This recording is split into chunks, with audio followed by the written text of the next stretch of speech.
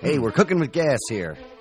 On the Jewcast. Okay, careful using a phrase like that. This trial is a travesty. It's a travesty of a mockery, of a sham, of a mockery, of a travesty, of two mockeries of a sham. Tradition!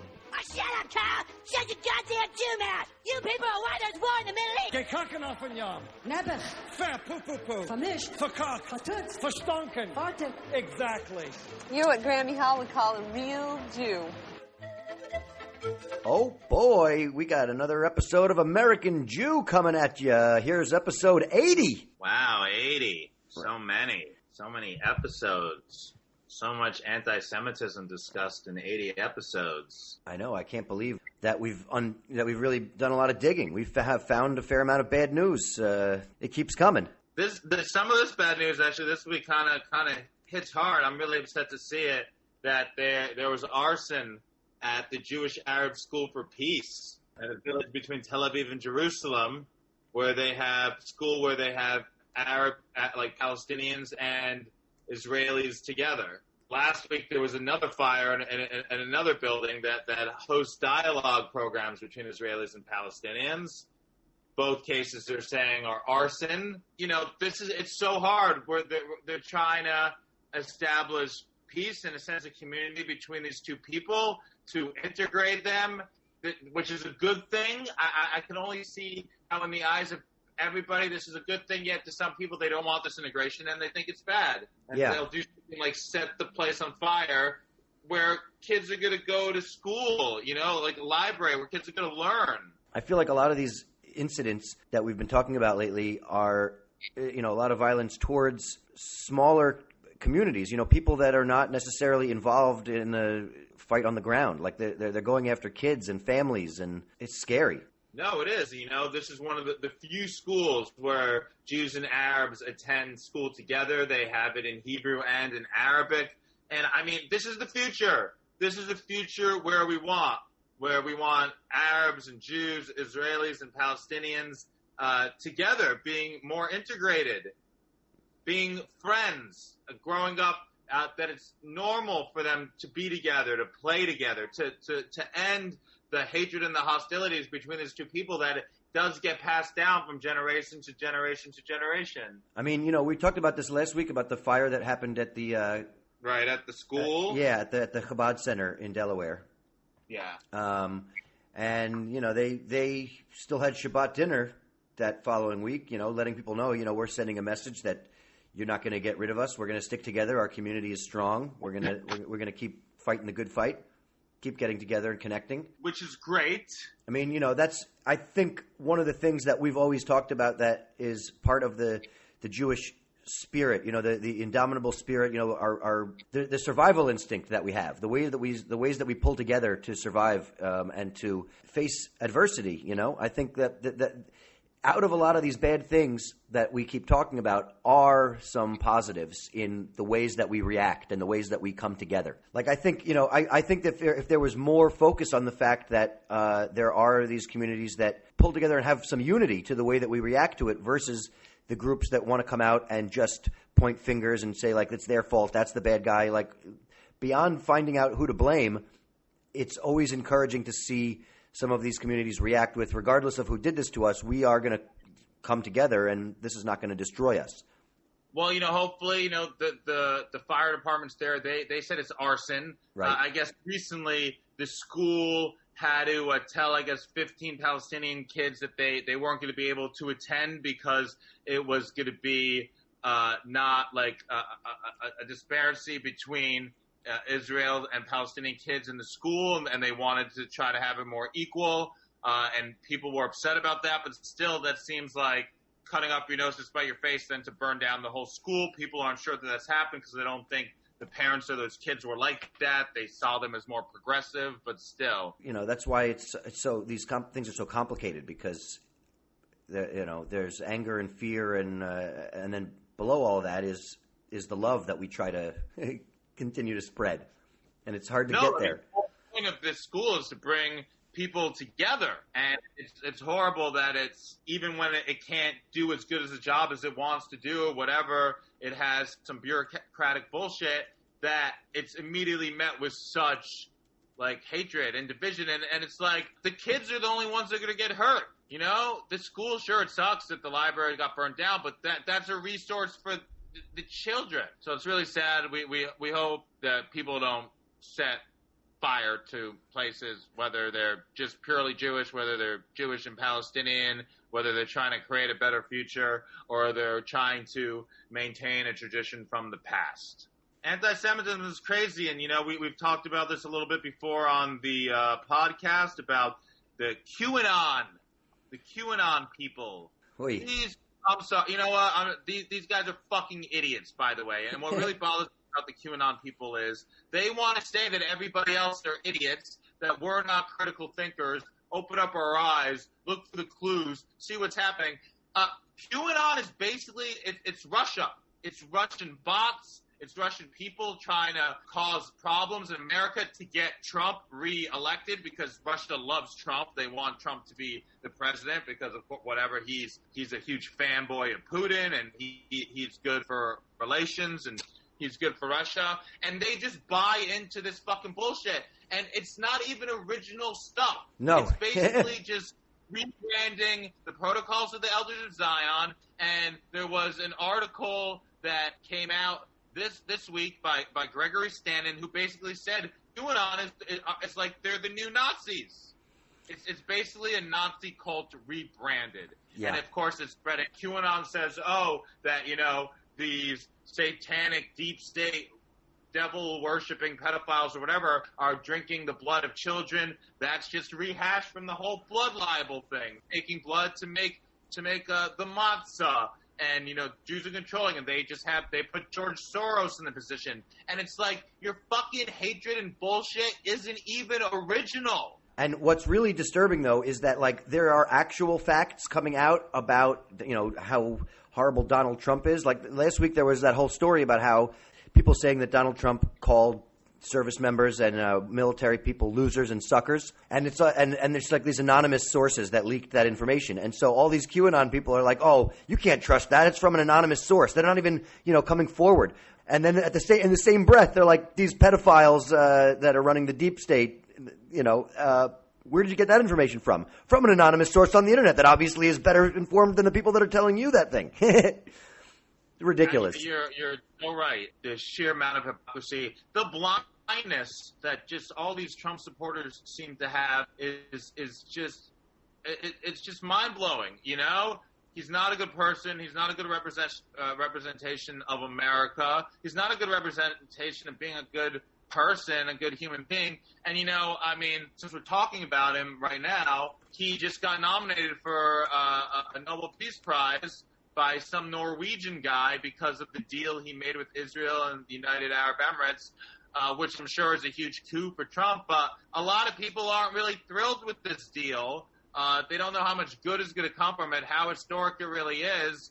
But it's just crazy that there are these people that just, you know what, it's really about the destruction of America, and they know that with Trump as leader, it's the best chance of having it happen. I mean, that's why it's so upsetting to see other politicians being taken down by the QAnon people, like this guy in California, Scott Wiener. The QAnon people have doxed him. They've put his information online, his address, his phone number. They're harassing him. They're using Jewish stereotypical imagery to present him, whether, you know, it's him with the big nose.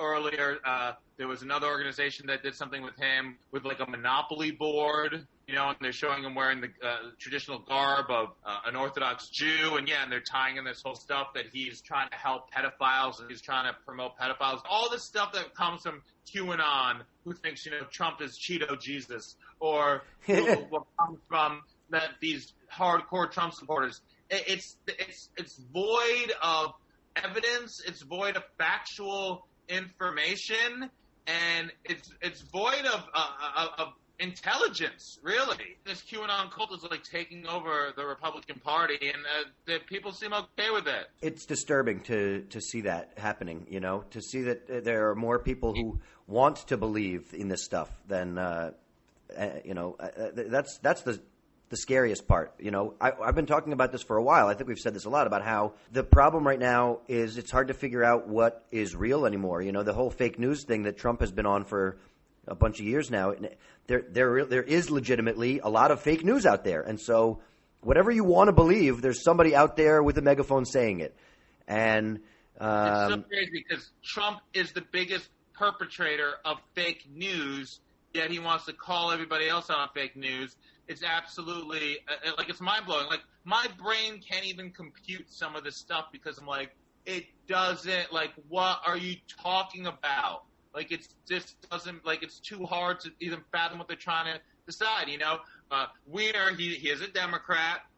He was first elected in 2016, and you know, he believes, and it is true, his Jewish identity has made him a target, and he said so himself that he points to Trump's leadership as a major factor in that, you know? The attack of Jews that's been unleashed under this president. Like he almost normalized it, you know? Yeah. And the crazy part is Jews, so many Jews, they like him because they view, he's good for Israel. He wants the Jews to have Israel. And Trump doesn't give a fuck about Israel. He gives a fuck about power. He gives a fuck about money. He cares about oil. He cares about perception. And, you know, it's unleashed anti-Semitism on the world. It's been more prevalent since he's become president. And if you're a Jewish person and you support him, you need to take a hard look at yourself in the mirror and realize that you are feeding in to this anti-Semitism that is only going to grow if he is president for another 4 years. Oh, God, please don't let that happen. I will actually go and pray in synagogue if it helps. The sad part is that no matter how badly he fucks up, he doesn't lose anybody in his base, you know. This is a man that's cheated on every wife he's ever had and publicly bragged about how he sexually assaults women. And he has the evangelical base, all these people calling him the next coming of fucking Jesus. He can't even name one passage in the Bible. The fact that for sure, Michael Cohen's book. I mean, who knows what's right and what's wrong? But I mean, geez, there's so many accusations. It seems unbelievable that Cohen's going to make them up. He even called like the evangelicals like crazies. He's like, can you believe they believe this crap? You know? I mean, the fact he that doesn't care. He's the biggest two-face you'll ever meet in your life. He'll say something to your face and then he'll say something behind your back. He's the worst. It really is kind of amazing, you know. The fact that he's gone up in front of Jewish groups and basically spread anti-Semitic tropes to them. Like, I know you guys are Jews and you love money, so obviously you love me. Ha ha! That's like one of his campaign stumps right there. You know, it's crazy. And, you know, and it's so crazy that being Jewish, it's like it's okay to be anti-Semitic. If someone's Jewish, it's okay to attack them using Jewish stereotypes, things that diminish Jewish people. And why is that acceptable? Why is that okay? To then, he's Jewish, we can make a poster with a big nose. Oh, he's Jewish, we can make a poster with him holding a Monopoly board with money. Like, no. Like, you can't, just because someone's Jewish, you can't use their Jewishness as an attack against them. That has nothing to do with him as a politician. You know, you got to separate the Jew from their work. And, you know, and it's so crazy. And, of course, you know, we talked about this before. George Soros, such a lightning rod for anti-Semitism. Because the guy does good work, because he wants to help people, because he's critical of Israel's treatment of Palestine, because he donates to a lot of democratic causes, because he helps fight for abortion rights. It's like because this guy's a fucking human being, they want to attack him, and he's a good person. Jewish people should look up to George Soros. He survived the Holocaust, became wealthy, a success, and then he used his money to support causes that he believed and he cared about. While these fucking QAnon assholes are supporting, I don't need it, that Trump's going to save us all from pedophile lizard people. Like, it's just ridiculous. There are still too many Jews that are going to be voting for him because they don't like Biden, or they think that he's better for Israel than Biden, and that's scary. That is scary. Biden definitely will have more sympathy and care for the Palestinian people. But, you know, like we've talked about this before, like, you know, if you're Jewish, if you're religious at all and you have hatred in your heart towards the Palestinian people, you don't want to see them do better, then you're a fucking hypocrite, in my opinion. It says, I don't care how many times in the Bible it says that Israel is a Jews' land. Know what else it says? It says, love thy neighbor. Yeah. So you're just going to dismiss that? Oh, forget about love thy neighbor because they're Palestinians and we don't like them. In my mind, there's no greater mitzvah that can be done than trying to do right by the wrong that was done by the Palestinian people. And not everything that was done was wrong, and the state of Israel should exist. But in 1948, the way Israel went about getting Palestinians out of that land was wrong. They did not do it the right way. A lot of the illegal settlements that they have put up since then are wrong. They should not be there. And the way Israel has used such force against the Palestinians is wrong. And I understand that Israel just wants to protect themselves, and there's suicide bombers, and there's people using balloon bombs or Molotov cocktails. And of course, it's like using a tank against a rock would be a good analogy, because the Palestinian people don't have the weaponry that Israel uses. But it's like you flicking an Israeli, a Palestinian flicks an Israeli in an ear, and Israel's going to make sure the Palestinian's deaf for the rest of his life, Yeah.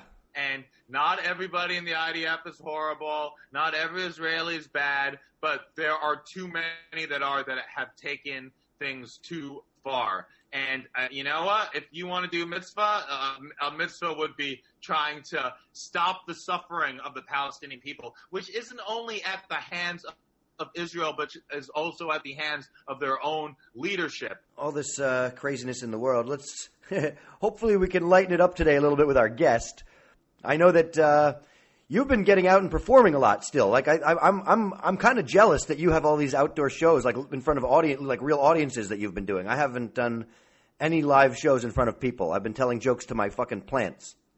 Okay, yeah, that's not good. I've been fortunate to do a couple shows, whether it's in a drive-in or, of course, Stand Up New York is doing shows, parks all across Manhattan and Brooklyn and Queens.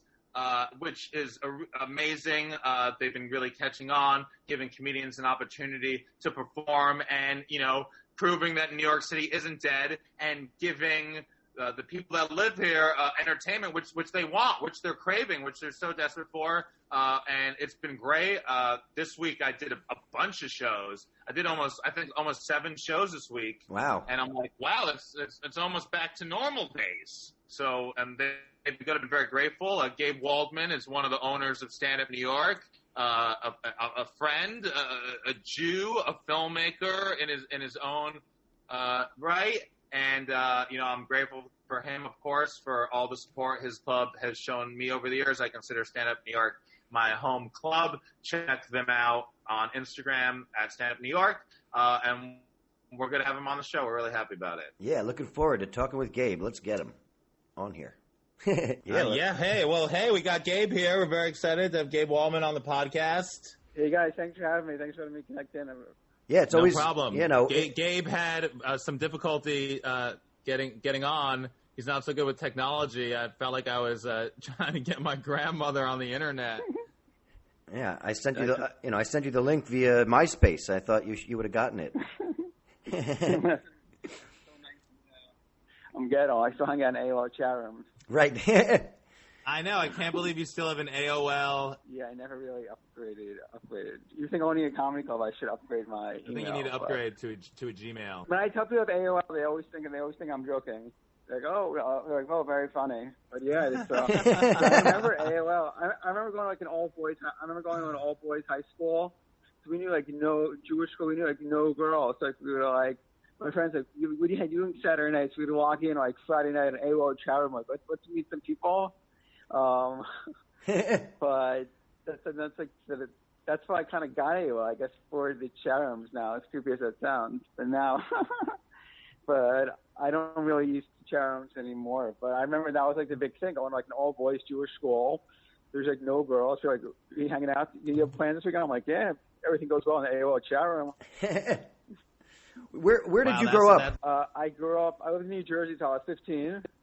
And then I lived very near the comedy club. I've been living here on the West Side for the last 22 years. Where did you go to school? Didn't you go to school in Long Island? No, I went to Yeshiva University High School in Washington Heights. Yeshiva University High School in Washington Heights. Okay. So it was hard. It was pretty hardcore. It was 3 hours. It was 3 hours of Hebrew. And I'm not religious anymore, but my family was religious at the time. They're not religious anymore. But at the time they were, and we would go there. There was praying from 8 to 9, and then from 9:30 to 12:30 for 3 hours for Hebrew classes. A little break for some more praying, a little math, a little praying. You know, That's a lot of praying. What did you pray for? A lot of praying goes on. Well, a lot of I was praying for my Zoom connection. So, you mentioned your family was more religious, and now they're not. What changed? I think my mother was religious, and my father was alive. My mother hated that her parents always told her, you can't turn on the TV on Saturday, you can't turn on the lights, you can't do this, and she felt like it was just so restrictive. And she didn't like that lifestyle. So after my grandfather passed away, she said, religion's a personal issue. And she said, religion's up to you. And that's great. And this is somebody who I would never even eat like non-kosher pancakes in front of. Now she'll say, so how was the mussels or the chicken or the crab, you know? Oh, wow. Nice. So, I mean, I love what she said. I love what your mom said. I think that is spot on. It's personal to you. One thing we've talked about on the podcast before is just like with the religion, it's so crazy that to me it's crazy. People don't even pick their religion. It's like wherever your great-grandfather was born, that's what you believe in. And it's insane. You feel obligated, right? And when I went to Israel for a year and you start questioning things, they really don't want – if you start questioning God, you start questioning things, they don't like that also. It's all. When I went to Israel, I was actually in yeshiva for a year, religious school, and it was all about just believing the faith, believing, and it was just so at a fear, and growing up it really was growing up in a Jewish school. And I remember my grandfather once saw me on the street without a yarmulke and without a head covering, and he was very upset. But it's not the 1930s, 1940s where it's 2020. I think people are being now are open for people who are not religious. I think it's okay. There's a great documentary on Netflix, and it's about these people from an Orthodox sect who left their sect.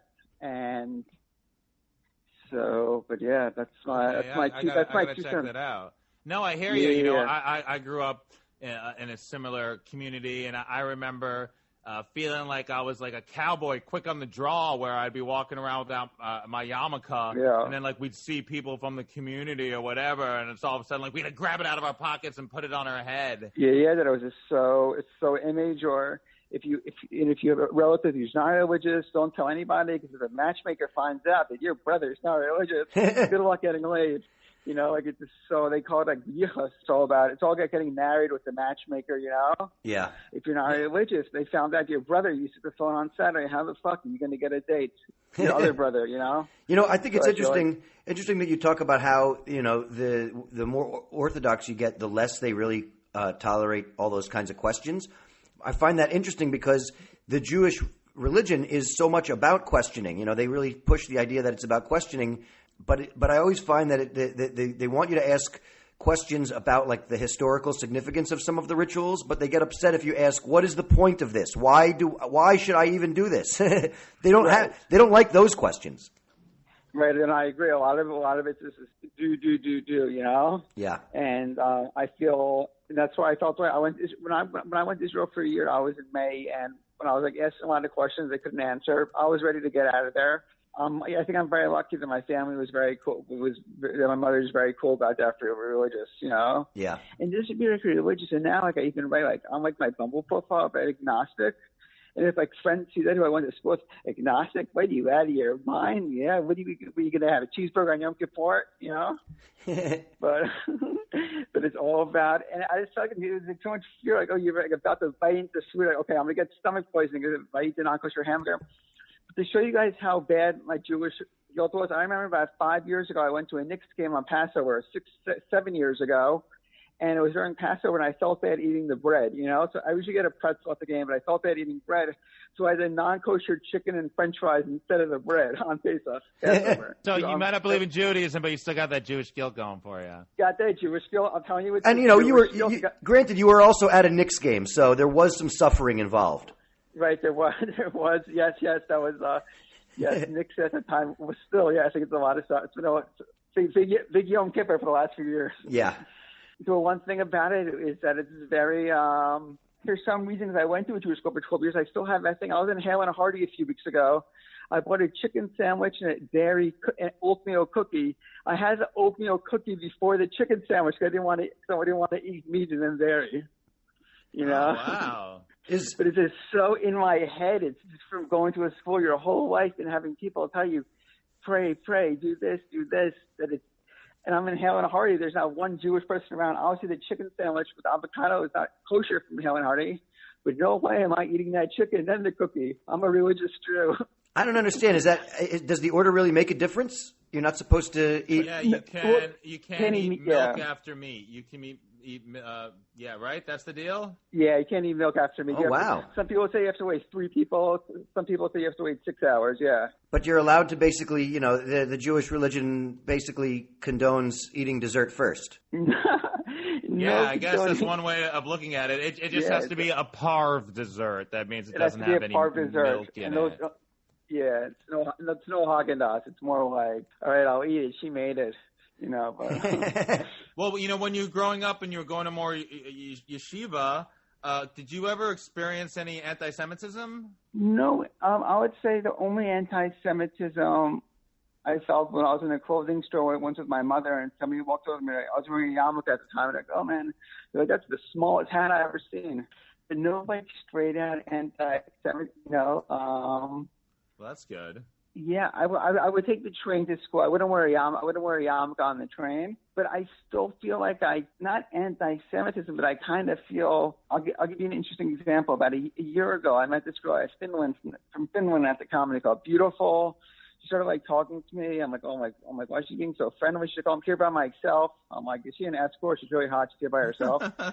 And I'm like, what is going on?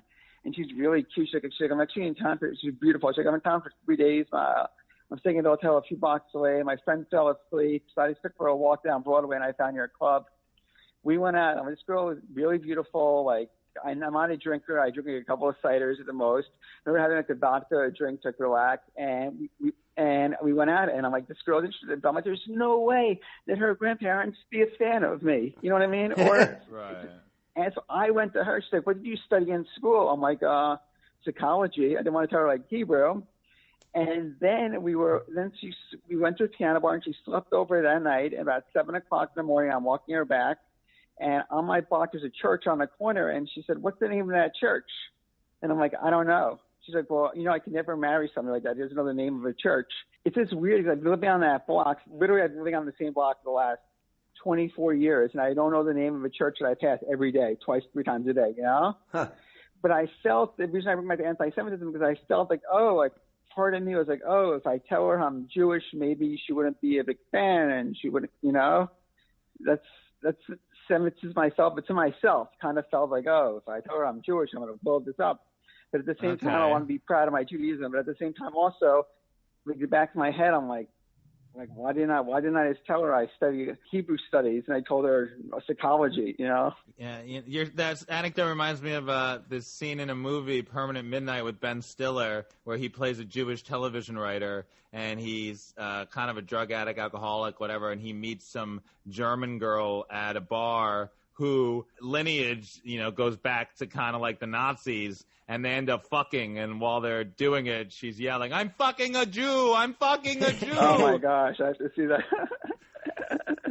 Gabe, you pretty much only date Jewish women, right? No, I used to more. I realized about. I mean, it sounds more like only Jewish women will date him. I feel like most of my previous girlfriends have been Jewish. My last girlfriend wasn't Jewish. I think when I was in high school and college, I was more. I think before I became agnostic, it was only dating Jewish. But now that I'm on Bumble, that I'm more open to other places. But for a while, at 20, it wouldn't even cross my mind to date somebody. And then my ex-girlfriend, we broke up about a year ago, but we dated for almost a year. She lives in New Orleans. She's very Catholic. She had a cross above her bed. And wow. That's pretty Catholic. Did